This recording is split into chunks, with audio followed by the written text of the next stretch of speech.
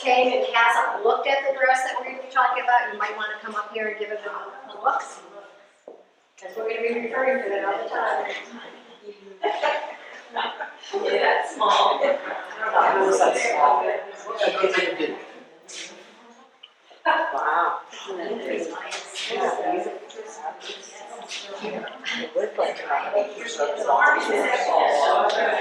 we'll go ahead and get started. There may be a few more people that come in, but I'm Bill Risky with the Delta Historic Foundation, and Jimmy Apicella is going to be doing the first big part of the presentation, all about everything you want to know about the dress. And God, thank you. Got the recording going this time. Everything you want to know about the dress and women's fashion of that day, as well as the layers and layers of undergarments that go with that. And then I'll come back and talk about the provenance of the dress and some genealogy stuff and everything.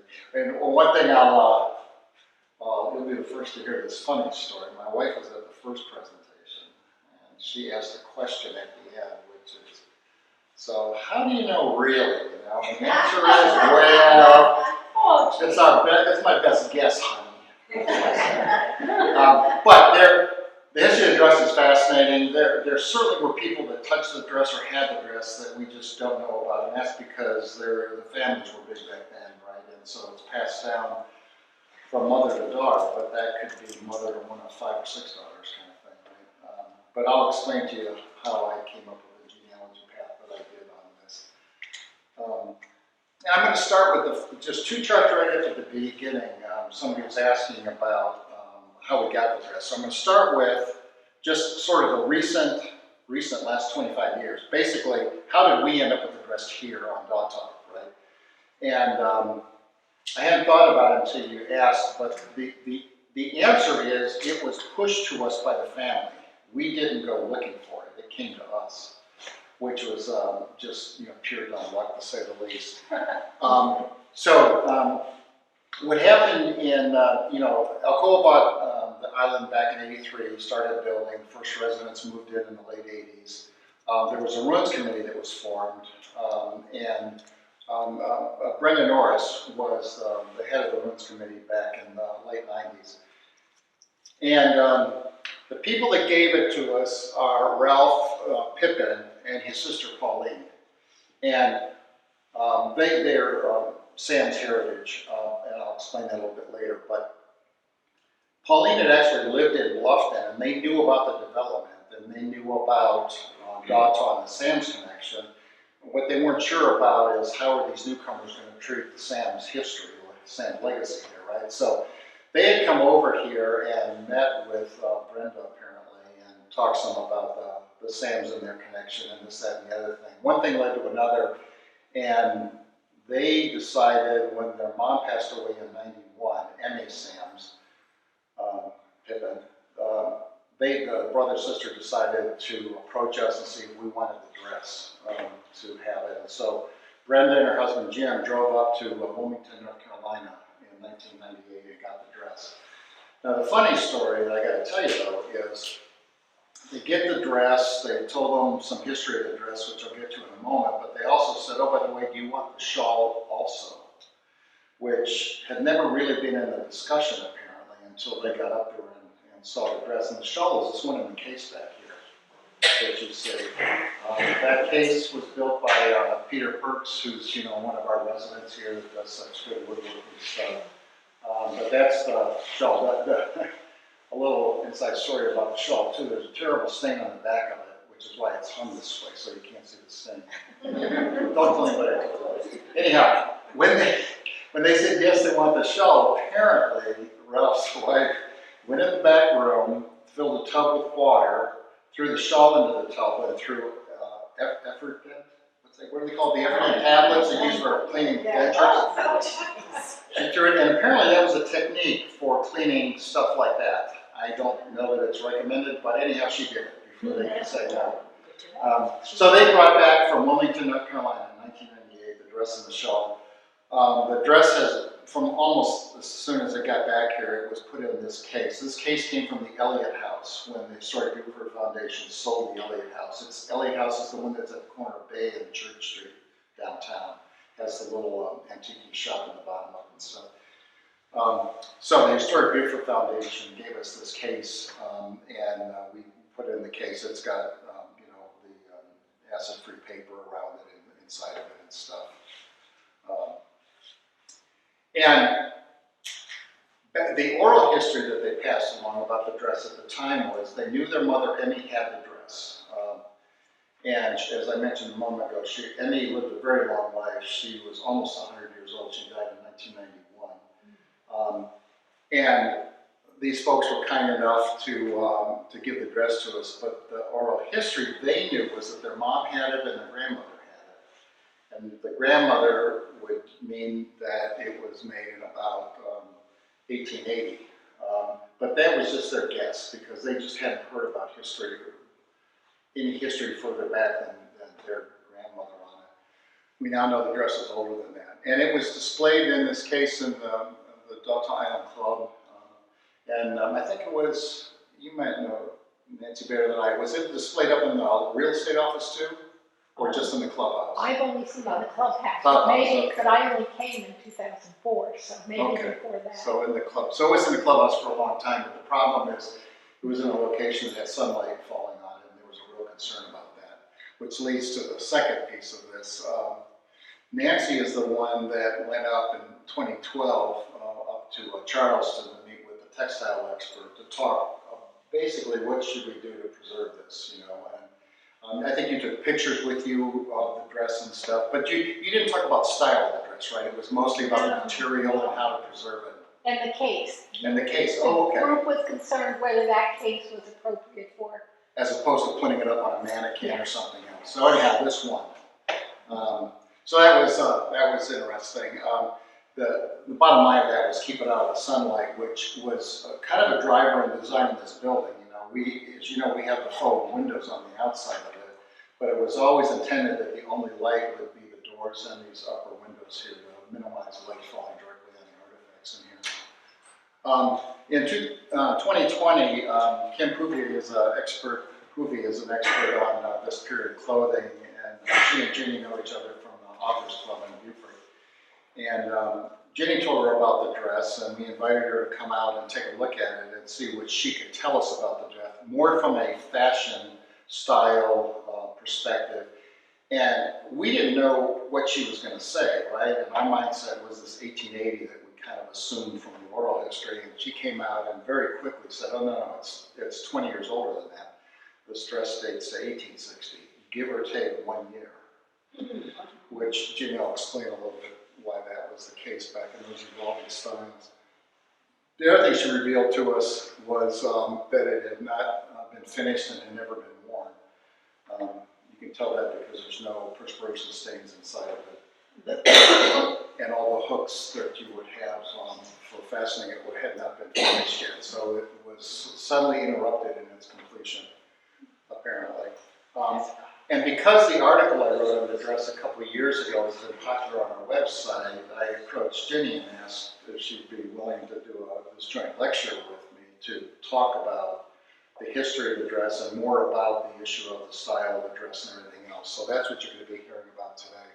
And what I did was I took a French look at genealogy. One of the things is because at the time, two things had happened, right? The date of the dress had been pushed back 20 years, so that meant who we thought it was made for changed.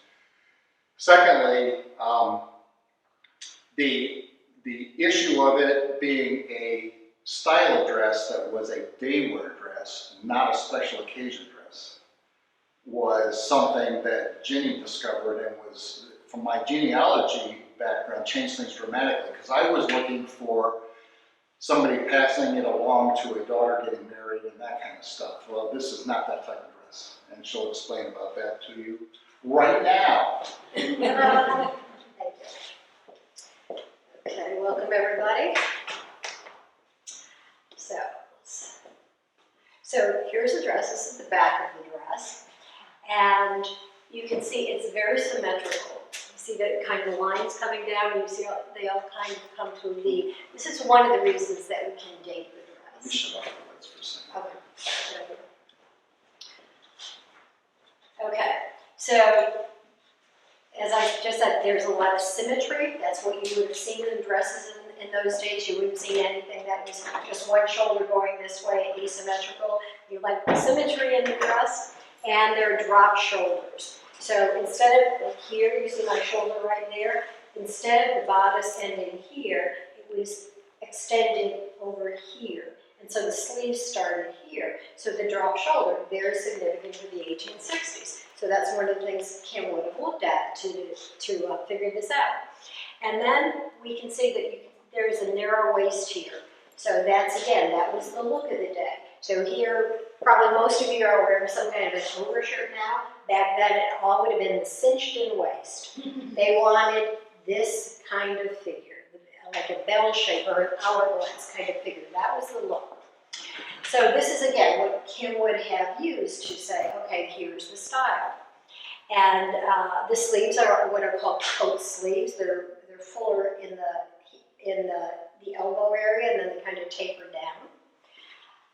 That was a popular sleeve at the time. And Bill just said, it's a day dress. How do we know? Because it's covered up. So at nighttime, you could be a little less covered up at the top and your arms, but during the day, it was all about your modesty. But rather than, here's a ball gown, and you can see the difference because she has, and most of the photographs here are from the Metropolitan Museum's custom. So, and they've dated this to 1860, so we're going with what they say. Okay, but you can see right here, there's more exposure at the top. You can see short sleeves, and there's a little bit of a V here, which is kind of more 1850s, but then later we see it more pronounced. But during the 1860s, pretty much natural waist. But the other reason we know this is ball gown is because they would have been able to use really nice fabrics. And if you're close enough, you can see this is a beautiful brocade.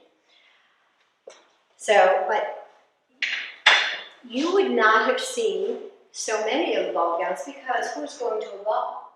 Not your little shopkeeper. It was going to be a very wealthy person. So there weren't as many of those available. I have this great book, and as I told the other group, I'm going to pass it around if you'd like to see it. But if you try to walk out the door with it, it will explode. And you'll have red dye all over you. The sheriff's department, I will have them come and get you. But you're welcome to see it now. But so the woman who is the author of this book looked at hundreds of different photographs of dresses, and that's how she came to say what were the styles, because she had the photographic evidence, etc. And we were very fortunate because there was photography going on at the time, because it was relatively inexpensive to have a carte de visite, which was a photograph on paper. Prior to that, they had tintypes and things, but this was much more affordable, and there were photography studios. Now, you probably heard of Matthew Brady, who was taking photographs during the Civil War.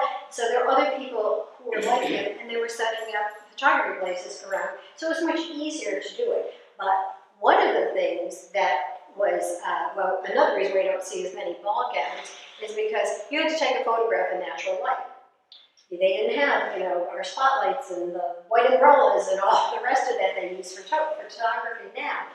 So when you're going to have a photo taken, you're probably going in to have it done with your nicest dress, but not necessarily an evening gown.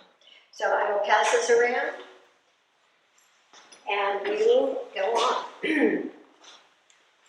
So when we were talking about, when we took this out, and we were very, very careful, we took some measurements of it, and you can see here, I'm taking some measurements here, and we figured out that this dress was 12 feet wide. That's a lot of it. And the waist is 24 inches. So what you have is all this fabric out here. We're going to wear something on it to make it look more sticky-outy, and that will make your waist look smaller. Okay? And the lines of the dress will also do that. So let's keep going on. We'll talk about the other parts of the dress. The fabric is, and I think Nancy, you found this out, was silk taffeta, and that that's from a Persian word that means twisted fiber. So they would twist the fibers before they wove them. It was a luxury fabric. Not everyone is going to be using it, but silk is breathable. It's beautiful. It takes color well. And as well, it has that iridescence and that nice little rustle when it moves. It just feels very elegant. And this is a tartan, or a check, or a plaid, whatever you want to call it. And I was actually surprised when I started doing research that this was very popular in that day. It has these kind of little lines here, the red and the blue. And I thought at first maybe that's the salvage of the fabric, or maybe it was a braid or something that had been sewn on. But when I took a closer look, no, it is woven into the fabric. So what you see on the fabric here, there is the dark green check, then these blue, red, and white lines, and then the lighter green check, and then it repeats. It's about a 24-inch repeat there. And so, again, wait to say, well, this is historic fabric, but how do we know? Can I find it in any other place? And luckily, because of Google, I found this fabric in a historic fabric site, and it's not exactly like it, but it has the same feel to it, where they interrupt the plaid with these red, white, and blue lines. Makes sewing a lot more difficult because you're going to work with those lines. But whatever reason, that's what they wanted. They liked that verticality. In the Victorian dresses and clothing, they liked that darker palette, like these kind of jewel tones, which is very much like this dress. It's a deep, like an emerald green. So that's some of the things that we found out about the dress, and which would have helped Kim also to date it. And now we're going to talk about the bodice of the dress and how it was sewn, but I think I might need someone to help me do that. So let me see if I can find someone who can help me. Hang on. Whoa, and I found someone. This is Miss Marty Johnson, and she is wearing a reproduction dress, but from the same era. This was given to me by Kim Poovey, who originally dated our dress, our green dress, and it was actually made for the woman who owned Rose Hill Plantation over in Bluffton. And they used to do tours there, and apparently she wore it then. And so Marty agreed to help us look at the construction of the dress. What's your waist? Just Not 24, I'm sure that. So you can see the similarities. In the bodice of the dress here, we have this detail here. And you can see the drop shoulder I was talking about. So it drops down here, and the sleeve is attached here. You can see it has the same kind of a line. This one goes a little more down, but it's the same kind of thing. But the reason is to make the shoulders look broader. Because again, we want broad shoulders, narrow waist, big skirt. Okay, so that's that part of it. Also, this is a jewel neckline, and that means it's up here with a round shape. And hers is actually sewn on. It's some kind of a crocheted lace sewn on. But during that day, a lot of women, if you looked at that book, have white collars right around here. Now, we never saw a white collar, but it would have been very easy to put it on. And that would have protected the dress, because if you have a collar that's in here, it's protecting it from neck perspiration. And they would just take it, baste it on, take it off, whatever. And they also did the same thing with the sleeves. And with the sleeves, and I'm going to get into this later, they had what was called undersleeve. So now this is fairly tight, you could have done that. But the sleeve on this dress is a little looser, so you would put this undersleeve on, which would tie up here, and then you would have like a little cuff coming out, and that would protect you from perspiration, etc. Because a dress made from silk taffeta, you're not going to be washing all the time. Whereas a cotton undersleeve, you could do that more, or a collar, you could do that more easily. Also, if you look at the way they put these lines, and must have been a very skilled person to figure all this out. And it was probably draped on. They didn't take a simplicity pattern and sew it. It was kind of draped on a person so they could get those lines correct. See, but this also emphasizes the waist, so like it would come down like that. Again, that V, and then it comes out. The lines come out like that to emphasize. They were really thinking here. Again, natural waist, right here, not the V that you see earlier and then later. And it's at the natural waist. Oftentimes they would put a belt on it too. And as Bill said, the closures would have been hooks and eyes. Because if you have a blouse like I'm wearing, you have one part coming over the other part.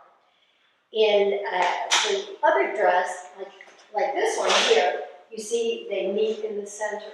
So the hook and eyes would have done that. Now sometimes you'll see buttons on the dress, but they were decorative. They probably weren't functional. They probably were not functional.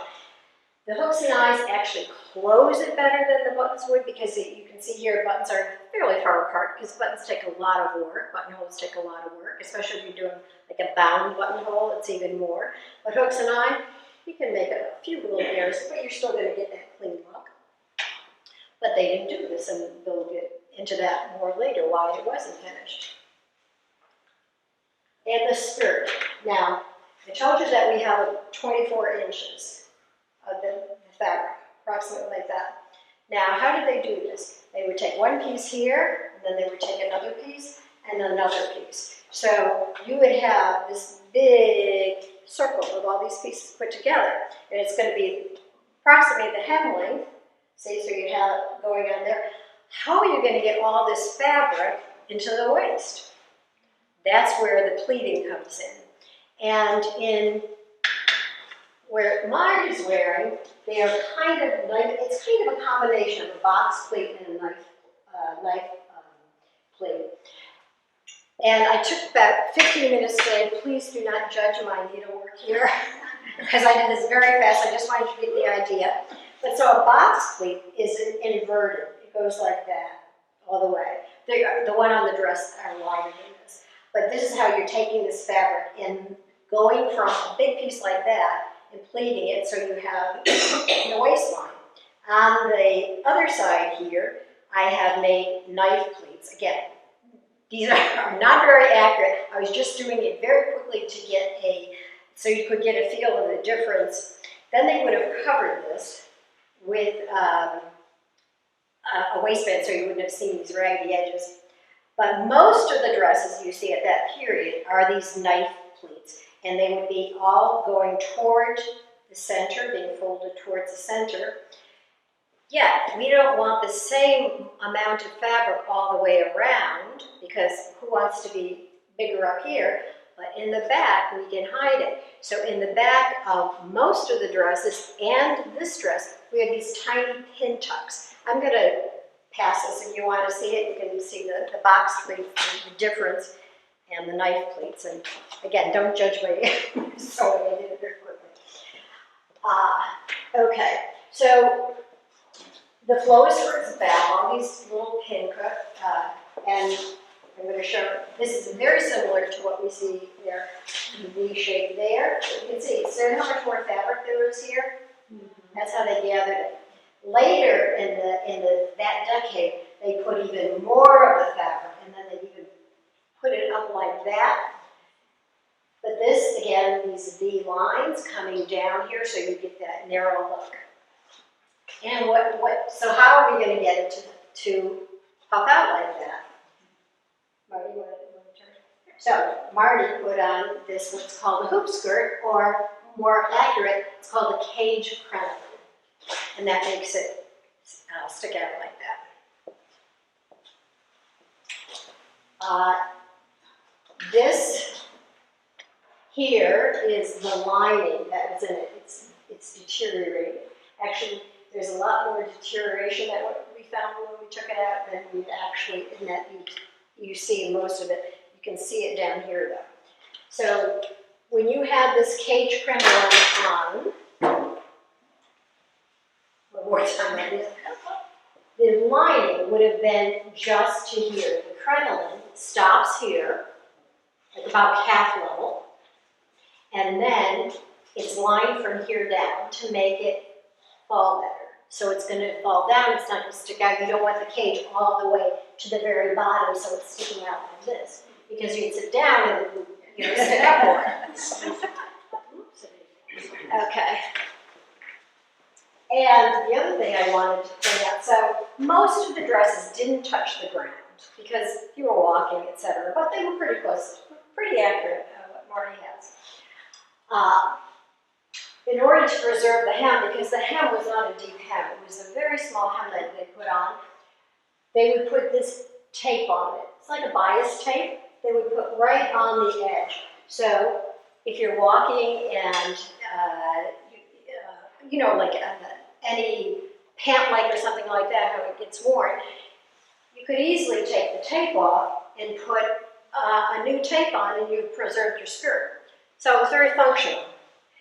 And one thing that I forgot to tell the other group is another reason that they did all the pleating like this is because they were very, thrifty, I guess, people. So if you wanted to change the style, you take the waistband off, you take all your pleats out, then you got all this fabric to make something else.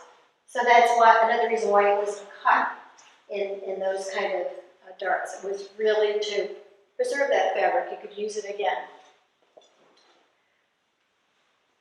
Okay, the sleeves, I talked a little bit about how you could have the undersleeve, but they really did. Whoever made this dress did not spare their time because you don't need these ruffles here. It's purely decorative. It's not functional. But they put, and you can see this on the dress, they put all these little box pleats up here. So you would have taken a fabric, folded it in half, created your box pleats, sewed them down, sewed them onto the dress, but now we have a little bit of a rough edge. So what are we going to do? We're going to put this trim over it to cover that, make it look more decorative, also getting the lines that we like. This is manufactured, this braid. It was also because the styles actually did reflect some of the military influence. So sometimes you'll see dresses which actually have like kind of military buttons on them. Again, not functional, but because the war was going on and people were in uniforms, there was braid and there were buttons, and the women's outfits reflected some of that as well. And another thing that you cannot see it on these slides, but if you look very closely, there is piping in between this, where the bodice comes down and where the sleeve begins. So, Marty, this would have been, Marty's got a ruffle here, but it would have been right in between. They did an extra thing. Now again, this is not necessary. This is just a look thing. It's not really functional. But that's what they would have done because they had the time and they wanted to make it look special. Okay, so what we don't know about this dress, we don't know what really the function was, what was planned to be used for.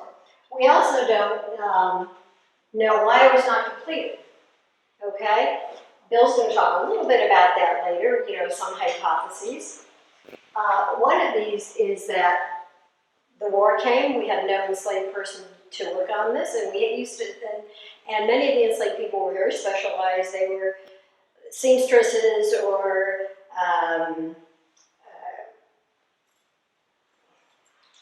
people who make the ironworks things and make the horseshoes, whatever it's called. Blacksmith. Blacksmith, thank you. Well, I don't know where that word went, but anyway, so people could have been very specialized, and so you probably had a seamstress who was making all this, and then she could take the time, whatever.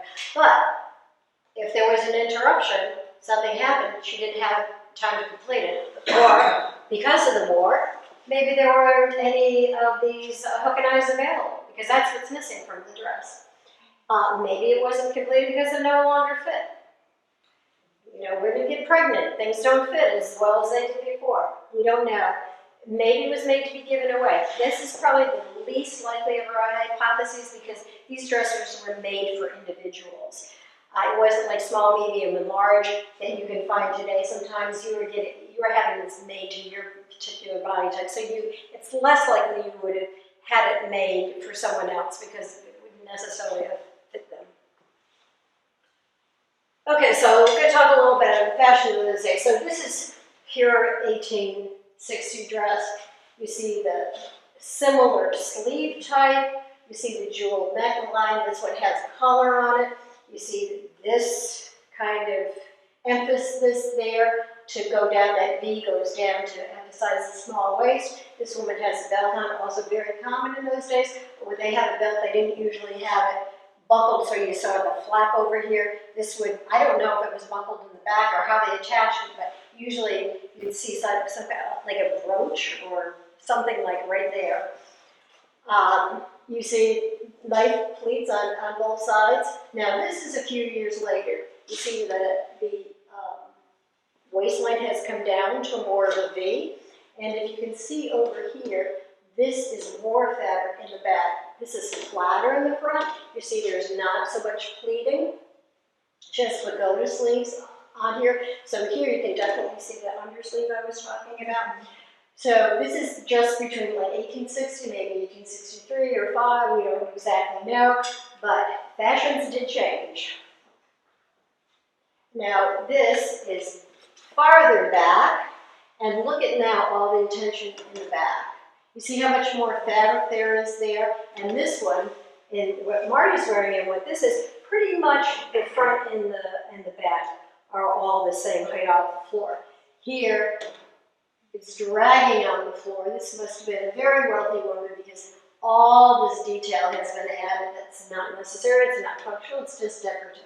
But this would have dragged, and she turned to show that off too. She's not standing in the front. She definitely wants to show that long train. And she has the pagoda sleeve, she's got a shawl or something there. And because of all the interest in the back, the hoop is not like what Marty's wearing, where it's all equally around with hoops. It starts to become elliptical. So the hoop goes more like in this shape. More like an oval than round. So she can get that in the back. And what's going to happen later, by the 1870s, this is going to be, we're going to forget about the hoop, and this is going to be a little butt pad, shall we say, a little pad there. And then by 1870s, we have bustles.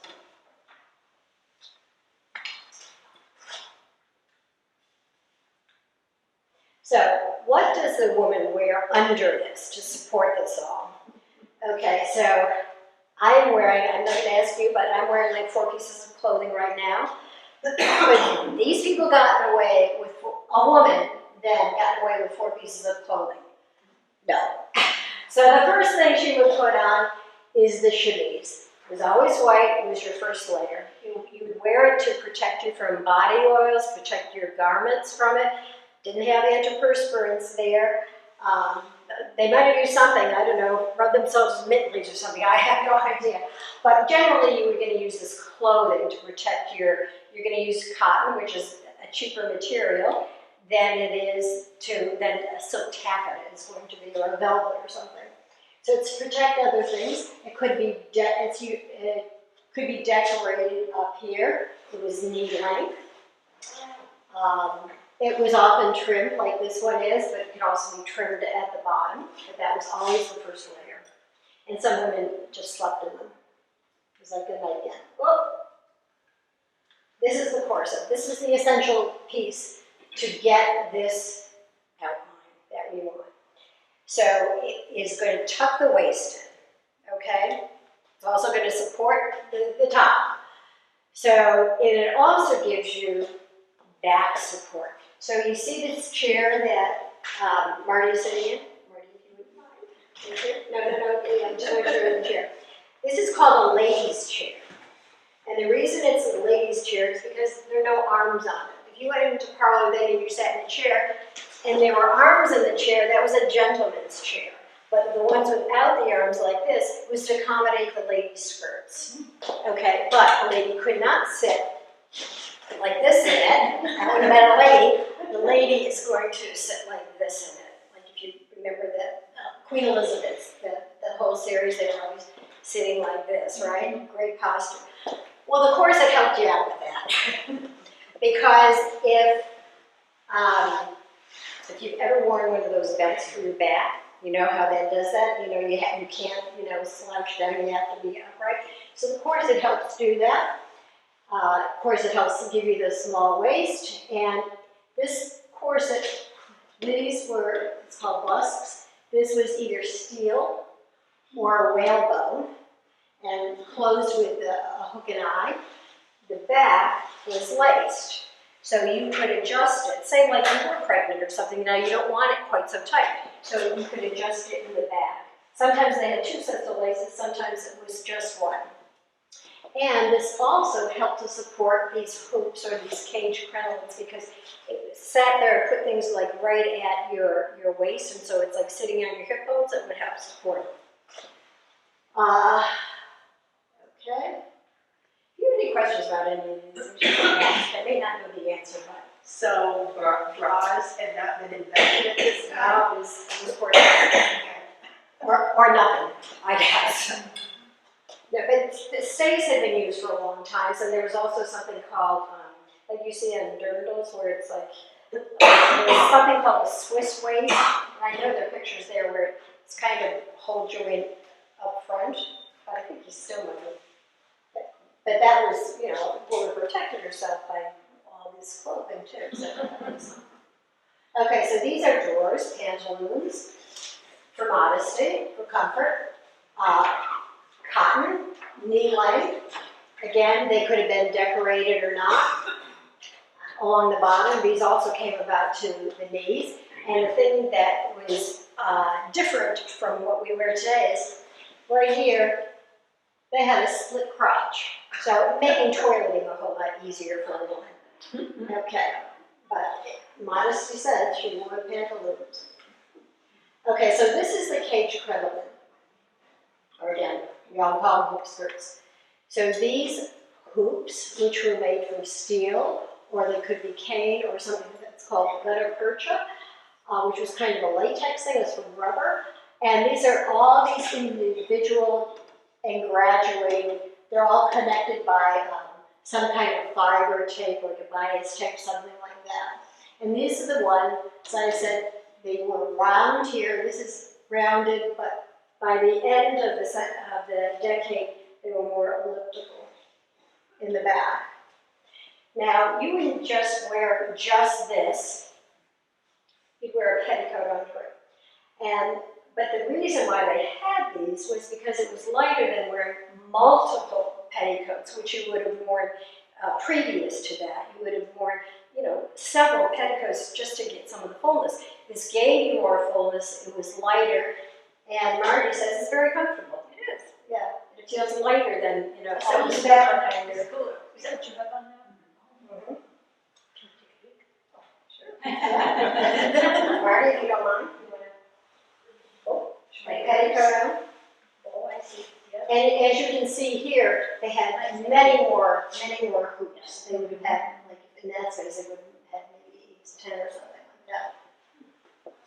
And these were not very expensive because I've seen them advertised, when you go look at the old advertising. And all women wore these.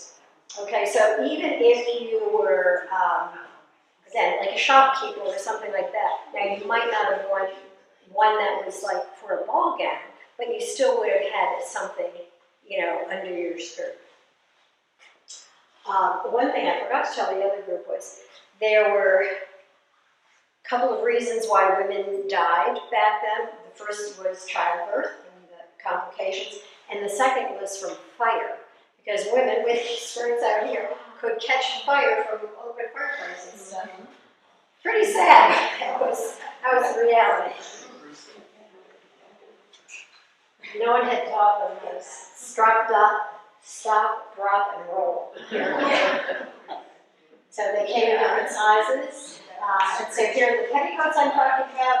And so these petticoats, again, usually white, definitely pre-1860s they would have been white. After that, they might have been striped, they may have been colored. I think we all remember that scene in Gone with the Wind when Red Butler brings the red petticoat back from Mamie, brings her the petticoat from Paris, and she's like holding it up and showing that. So it could be different colors. It could be decorated with lace or crochet, whatever you wanted to do with it. And so you wear one over the pantaloons, but under the chemise, and then you put the cage crinoline on, and then you wear another petticoat. And that's because you see all these little cages that we saw, all those little hoops. You put another petticoat over it, like Marty has done, and then your dress lies flatter.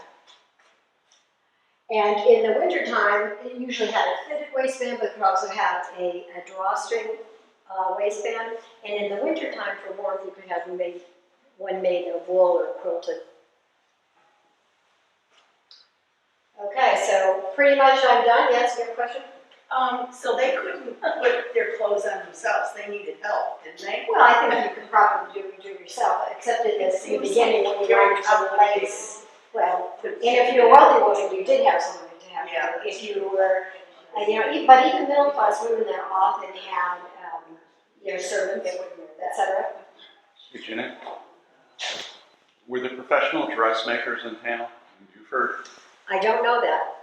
I don't know. I would assume that there would. or would they go to Charleston and get fitted and they'd be working on them, but they No, had it here? Beaufort was such a wealthy town that they would have had either dressmakers here, or if they were so wealthy that they had enslaved people, you would have had one of those women probably making your dresses for you.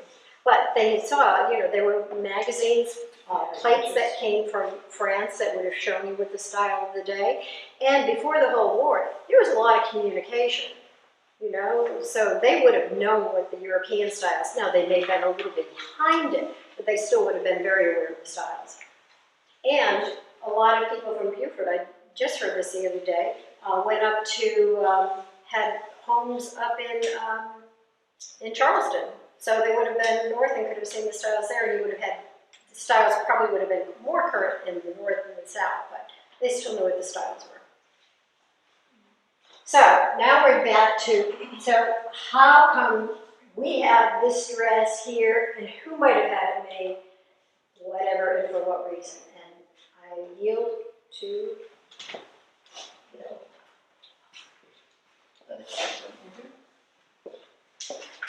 Yeah, so caveat up front, I'll give you my best estimate of sort of the provenance of the dress, but there were an awful lot of women involved in these families. They had large families. So exactly who had it passed to whom, I don't think we'll ever know, but there's 3 women that we can trace that is a pretty good guess as to who it was made for, who it passed to, and who it ended up with before it came here. I'm going to talk about these things, which is that they help with the provenance of the dress, right? To know something about the fashion history, which you heard from Jenny, that gives us the 1860. The antique textiles help some too, and the physical examination, was quite a surprise to us in 2020 when Kim identified the fact that it had never been worn, because to me it looks complete, Of course, I haven't tried to put it on. In that context, never mind, I'm not even close. In that context, looking at the events of the time, it helps to explain, I believe, why the dress was never finished because of the start of the war. The dress dates to 1860 plus or minus a year, right? And the big battle of Port Royal here is 1861. So this dress is right on top of some significant emotional events happening. And I'll show you these factors, including the 4th one, which has to do with previous owners. So I put these together in a Venn diagram. Here's the first 3, fashion, condition, and U.S. history. I'm going to be putting genealogy on top of this also. But the intersection of these things at first blush right now seems to be, once we know it's 1860 and it's a day wear, and it's not been finished, the fact that the war is starting at the same time that the dress is made is very suspicious as a factor in why it was not finished As my wife told us at the 1 o'clock session, she's not convinced yet, but I've got a few more years to work on her. So, and I'll be in a second here. I'll show you. I'm going to add on the other circle here. But what this tells me, I think, really is that it's very probable that the great skedaddle that happened in November of 1861 would cause somebody to grab this dress and take it with them wherever they were going.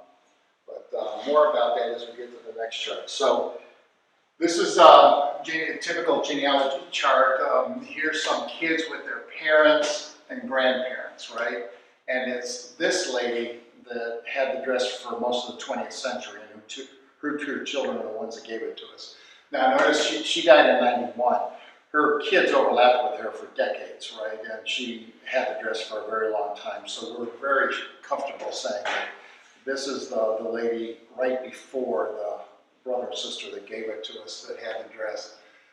They were told that she got the dress from this lady, but that was a little bit cloudier as to that. And then, because we now know the dress dates to 1860, we know we have to go back to the grandparents' time frame to try to figure out who the dress might have been made for.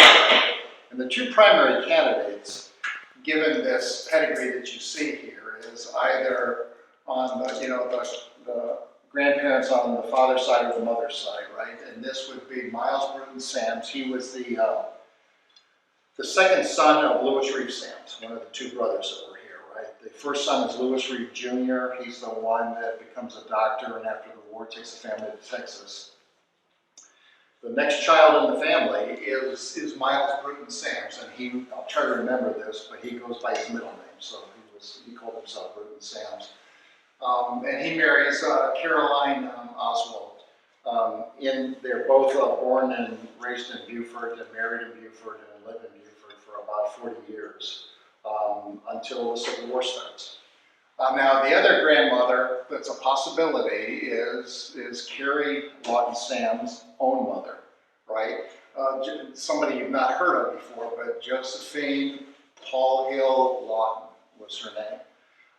It turns out her grandfather, Benjamin William Lawton here, he was quite a famous doctor in the area, but not in Beaufort, up country in Allendale area. He was a plantation owner there and a medical doctor, and very active in the politics leading up to the Civil War. So this is the other possibility. One is that it was Caroline on the grandfather's side, and the other is that it's Josephine on the father's side and Josephine on the mother's side.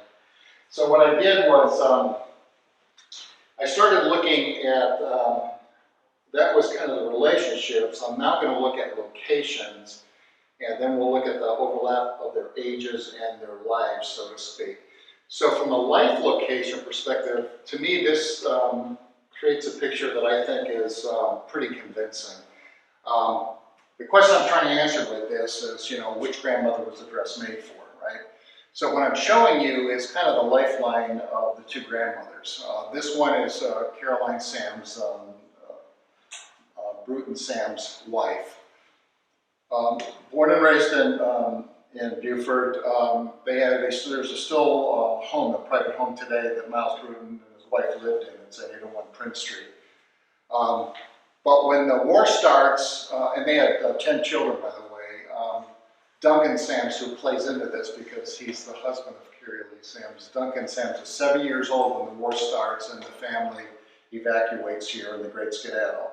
They go from Beaufort to Allendale area, Bull Pond to Allendale, Barnwell area, right up in here.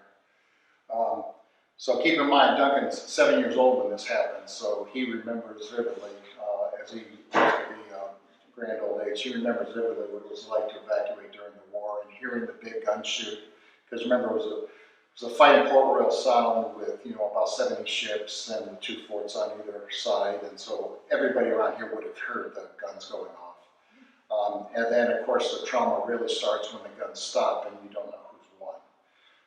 And the answer, of course, is the Union. But they evacuate, they go up to Allendale, so they've lived 40 years in Beaufort. The war comes, they go up to Allendale, they live there another 20 years. Late in life, Bruton Sams and his wife Carolyn end up in Gaffney. The reason they end up there is they have a son he's relatively famous in history, Robert Oswald Sams. He's famous because he was a teacher that wrote a lot, and his timing with the war was just perfect. He was a cadet at the Citadel, involved in the Fort Sumter shooting, so to speak, the battle that opened the war here in April '61. He also is one of the very last soldiers to surrender at the end of the war. Because at the end of the war, as some of you may know, when word came that the South had surrendered, all the soldiers were very much kind of local, right? They trusted the officers that grew up with them in town, giving them orders.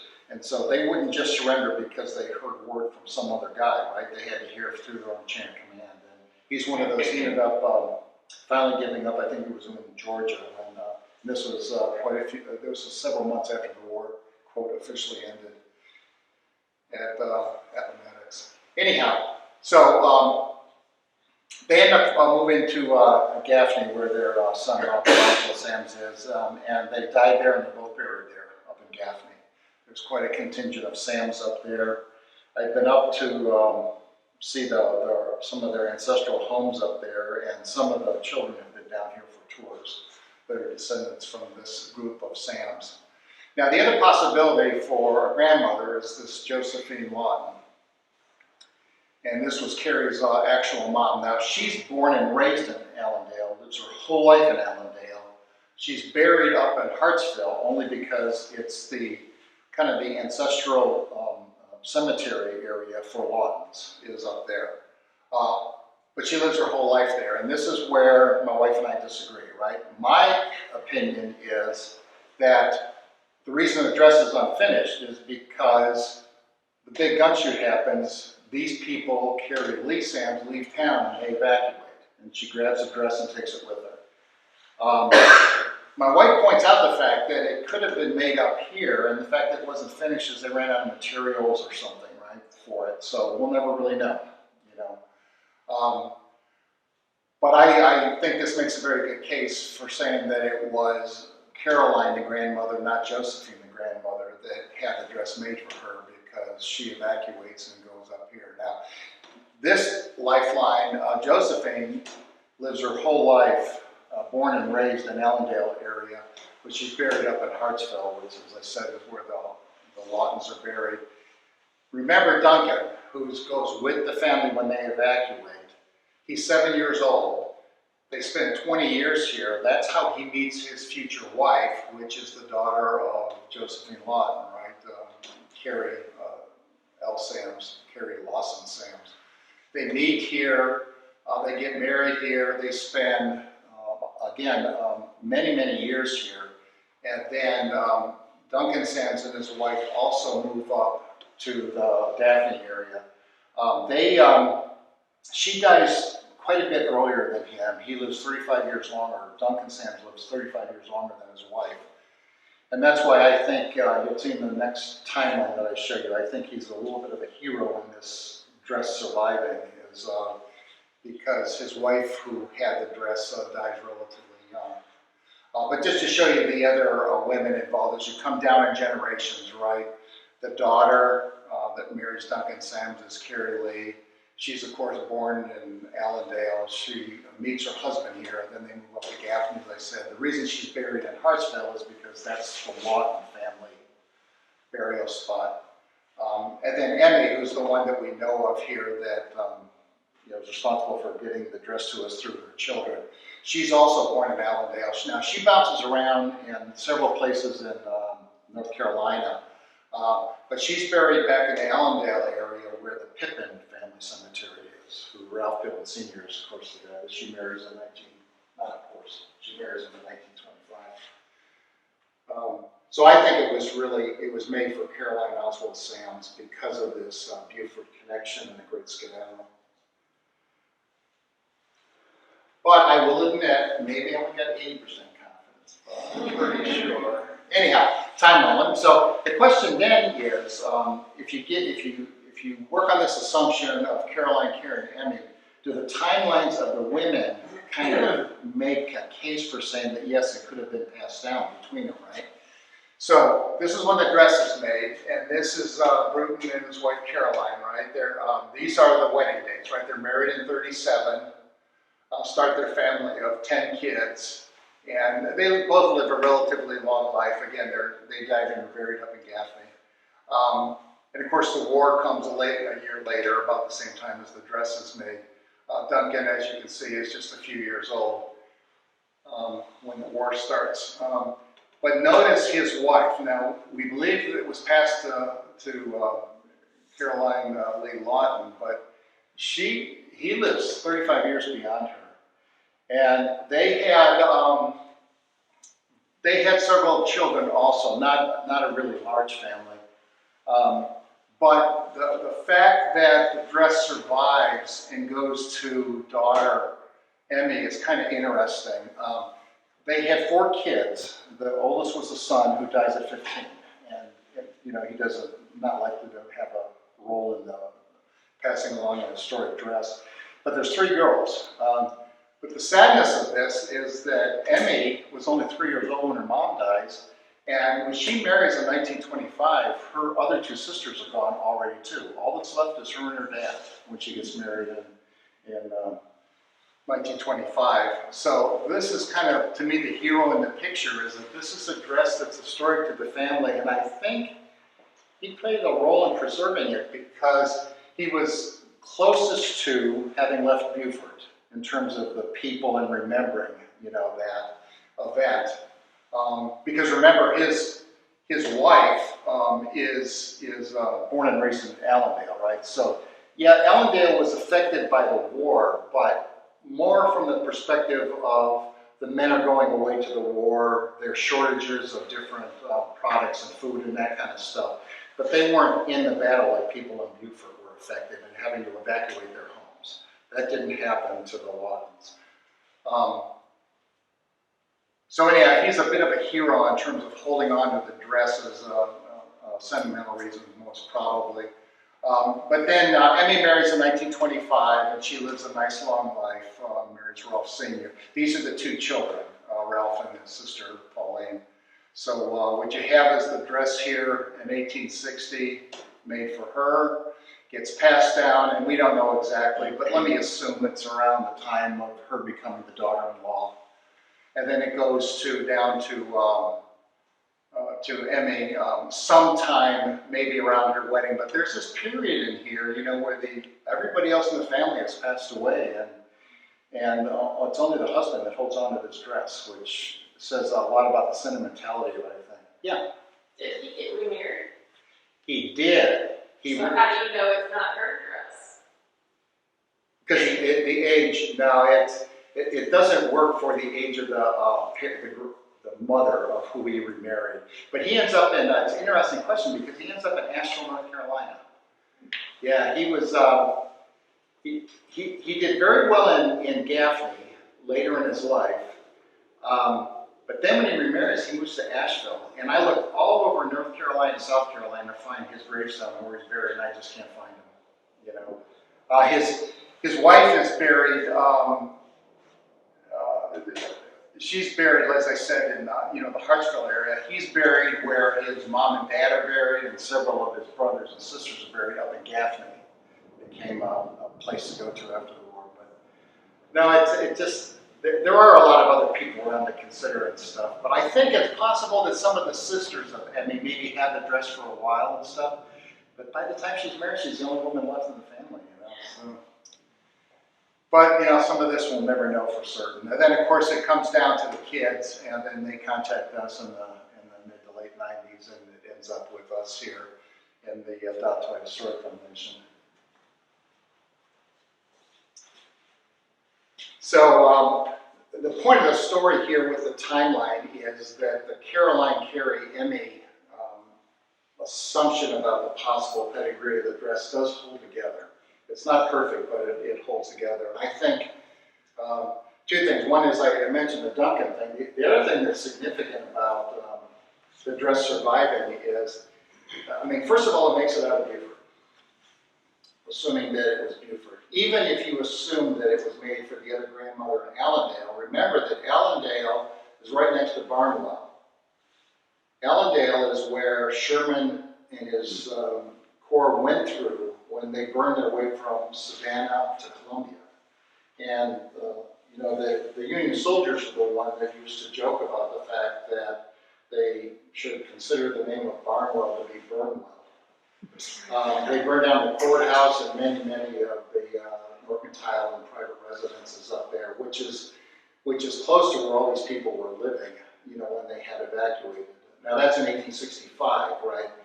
So if the dress was made there, it survived. If it was just visiting there, it still survived, which is still pretty dramatic, I think, you know. Because I know that the Duncans, well, I know that these 4 people were all living in the Allendale area, Barnwell, Allendale area. They're only about 15 miles apart when the end of the Civil War happens, you know. So that's another reason it's kind of amazing that the dress has survived.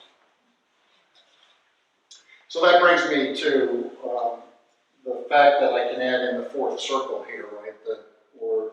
I talk about these things kind of coming together with the fashion giving us the day where it says I don't really need to worry about whether it was passed down just because of a wedding or something, you know. The condition that it was not finished and never worn implies this interruption, which is certainly true for the Beaufort area.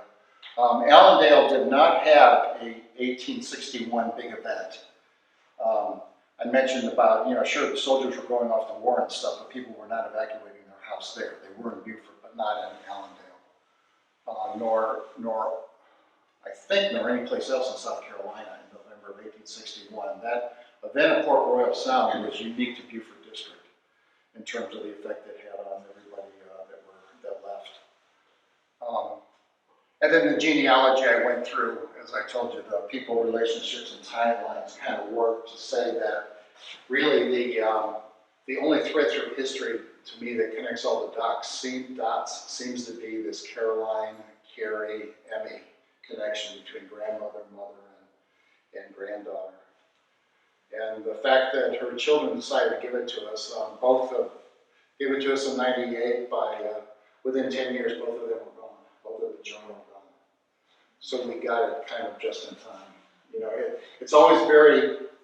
I know this because of you know, we have a very close relationship with Tim Sam's Calhoun in Beaufort. You know, she's the matriarch of the Sam's family. We're still alive here, and we've been fortunate. She shared a lot of information with us, old pictures and journal entries and stuff, and we photographed that and put it in our archive and use it in the articles I write and stuff. But it just scares me to death. She's 93, and it just scares me to death that she's going to pass away someday soon. And whether or not her family is going to share any of the rest of the information with us or not, we just don't know, you know. So we're lucky with the Pippins that, you know, a decade before they passed away, they thought to do this. It's pretty special. So this is my little, everything you want to know about the Low Country. We don't have tall new buildings, usually. You have to get used to the ebb and flow of the water. You have to learn to at least tolerate the smell of pluff mud. I rather like it by now. And this briefing is just one of those examples of helping you to savor the flavor of its history and culture. And with that, I'm done. Virginia and I about the dress and the people and all this stuff. Just an observation. Oh, okay. First back there. I just want to read Jenny into this. Do you know how they clean these dresses? Well, I had my grandmother's christening dress cleaned, and it was cleaned in the people that actually do the costumes for the Metropolitan Museum, and they took a big case like this and they put it down, and I don't know what kind of water it was, but they shook the whole table, and that gets the particles out, and they probably had some special kind of water. So, and then they mounted this dress for me, putting all the pleats into these tiny little stitches, etc. So that's probably, but I don't think there are a lot of people around who actually do that. You'd have to really go to a preservation if you had somebody. Yeah, I'm talking about, In the Back day. in the day. Back in the day. Oh, how they clean them back in the day. Oh, How they. well, I don't think they would have boiled No. a taffeta dress. They probably cleaned it by hand though, in cold water or something. But they didn't do it very often. That's why they had all the undergarments that you could wash and boil, you know, use lye or whatever you use. Okay, we heard you got a... Just an observation. I think your wife is wrong. Oh, please help me. Tell me why. Not about The many material years. here is so exquisite and so expensive. I think it was nearing completion at the time of the skedaddle. Yeah, And that day, the family was in panic mode. yeah. And they have to decide what little they can take with them. So they probably have a couple of trunks and they're throwing clothes in there. And whoever owned this would want to have taken it with them because it was just so valuable at that point. And I don't think the family would have had the assets to just throw that money away to have a dress made up in Barnwell. Yeah. Because all of their money was in this year's cotton crop that they just lost. Yeah, and you know, the other, thank you for that. The other interesting thing that I often catch myself on is, you know, they evacuated on November 7th. They had no idea on November 7th, a year later, whether they were going to go back to their homes or not, right? I mean, they didn't know if they were leaving for a week, a month, or forever. So, you know, taking it and finishing it someday could have been a real possibility. The flip side of that is, if the Battle of Port Royal had not happened, we probably would not have the dress, because it would have been finished, she would have worn it, it would have worn out, and it would have disappeared eventually. You know, so it's a It mixed was a blessing. day dress, so was it really as expensive if it was considered a day dress? Well, but this versus is an evening gown? probably a wealthy family, so she could have afforded it. She's not scrubbing floors in a dress. She's visiting people and, you know, maybe wearing it to church or whatever. So it would have been a nice dress, but it just wasn't an evening